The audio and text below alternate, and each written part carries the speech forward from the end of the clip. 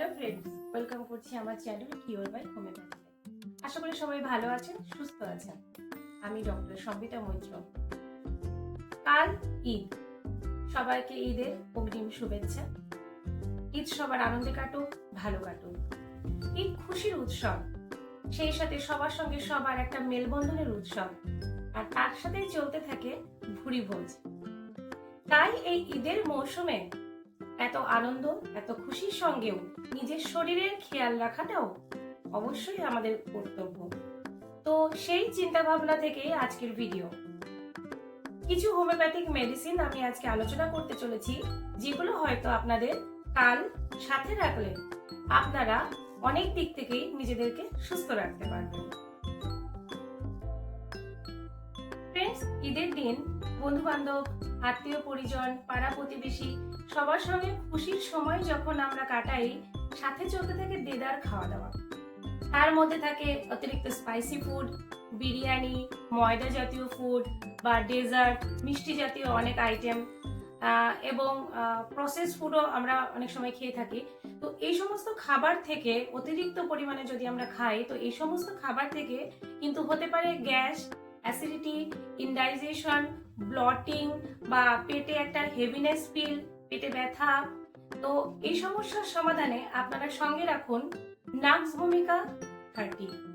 নাক্স ভূমিকা 30 নামক হোমিওপ্যাথিক ওষুধটি যদি 3 থেকে 4 ফোঁটা হাফ কাপ জলে দিয়ে 2 থেকে 3 বার দিনে গ্রহণ করেন, তাহলে এই সমস্যার সমাধান কিন্তু সম্ভব।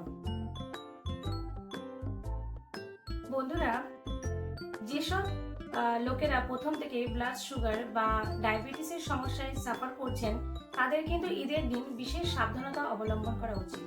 কারণ ঈদের দিন অতিরিক্ত পরিমাণে মিষ্টি বা মিষ্টি জাতীয় খাবার গ্রহণ করার ফলে কিন্তু ব্লাড সুগার লেভেল হঠাৎ করে খুব বেড়ে যেতে পারে।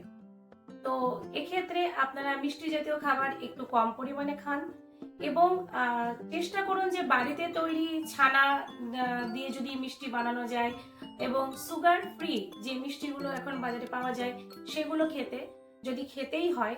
আর আপনাদের যে মেডিসিন আপনারা প্রতিদিন গ্রহণ করেন সুগারের জন্য, ব্লাড সুগার লেভেল কন্ট্রোলের জন্য, সেই মেডিসিনগুলো কিন্তু অবশ্যই ঈদের দিনও কন্টিনিউ করবেন।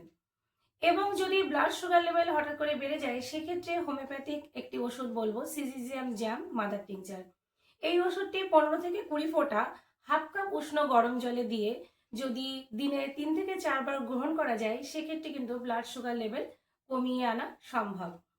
তবে আমি একটা কথা বলে থাকি এবং আজকেও বলবো, সেটা হচ্ছে যে কোনো হোমিওপ্যাথিক ওষুধ গ্রহণ করার আগে অবশ্যই একজন হোমিওপ্যাথিক ফিজিশিয়ানের পরামর্শ নিয়ে ওষুধ গ্রহণ করা কিন্তু ভালো। ফ্রেন্ডস, ঈদের দিন আমরা সবাই নতুন কাপড় বা নতুন জামা কাপড় পরে থাকি। সেগুলো হয়তো অনেক সময় আগে থেকে ধোয়া হয় না। তো সেই নতুন জামা কাপড়, সেই সাথে আমরা যখন অতিরিক্ত মেকআপ করি বা পারফিউম ইউজ করি, সেই মেকআপ প্রোডাক্ট বা পারফিউম থেকে এবং বাইরের ধুলোবালি বা ডাস্ট থেকে, এছাড়াও যেহেতু ওয়েদার চেঞ্জ হচ্ছে, ঠান্ডা গরমের মৌসুম চলছে, অনেকেই অতিরিক্ত ঠান্ডা জাতীয় পানি, কোল্ড ড্রিঙ্কস, আইসক্রিম এগুলো খেয়ে থাকেন। তো এই যে এনভায়রনমেন্টাল জনিত যে চেঞ্জ হচ্ছে, সেসব ক্ষেত্র থেকে কিন্তু ঈদের দিন অনেক সময় হাঁচি এবং অ্যালার্জিক্যাল বিভিন্ন সমস্যা দেখা যেতে পারে। তো এই সমস্যার সমাধানে এলিয়াম সিপা 30 বা আর্সেনিক অ্যালবাম 30 নামক হোমিওপ্যাথিক ঔষধ দুটি ব্যবহার করলে কিন্তু আপনারা আরাম পাবেন। তো এলিয়াম সিপা 30 বা আর্সেনিক অ্যালবাম 30 যদি ব্যবহার করতে চান, সেক্ষেত্রে এই দুটো ওষুধটি অল্টারনেটিভ ভাবে 3 থেকে 4 ঘন্টা বাদে বাদে অল্টারনেটিভ ওয়েতে 2 থেকে 3 ফোঁটা হাফ কাপ জলে দিয়ে যদি গ্রহণ করেন, তাহলে এই যে অ্যালার্জি জনিত যে সমস্যাগুলো, যেগুলো হাঁচি হচ্ছে বা স্কিনের র্যাশ হচ্ছে, স্কিনে ইচিং হচ্ছে বা হালকা জ্বালা করছে, এই যে যে সমস্যাগুলো আপনারা ফেস করতে পারেন, সেই সমস্যা থেকে কিন্তু মুক্তি পাওয়া সম্ভব। ফ্রেন্ডস, এবার আমি আপনাদেরকে ঈদের দিন মেনে চলার জন্য কিছু ইম্পর্টেন্ট হেলদি টিপস বলবো। প্রথমে যেটা বলতে চাই সেটা হলো যে ঈদের দিন ওভার ইটিং থেকে বা অতিরিক্ত খাওয়া দাওয়া থেকে নিজেকে বিরত রাখুন। সেই সাথে হালকা খাবার খান এবং বাইরের আলগা বা খোলা যে খাবারগুলো বিক্রি হয় সেই খাবারগুলোকে অ্যাভয়েড করুন। সেকেন্ড যেটা বলবো, অতিরিক্ত পরিমাণ পানি পান করুন। ডাবের জল একটি ভালো অপশন হতে পারে। তৃতীয় যেটা বলবো, যে ঈদের দিন সাধারণত আমরা গাড়ি করে বিভিন্ন জায়গায় বেড়াতে যাই, কিন্তু আমরা যে ধরনের জাঙ্ক ফুড খেয়ে থাকি তার জন্য কিন্তু একটু হাঁটা বা চলাফেরা করাটাও দরকার। সেই জন্য একটু হাঁটা চলা করুন।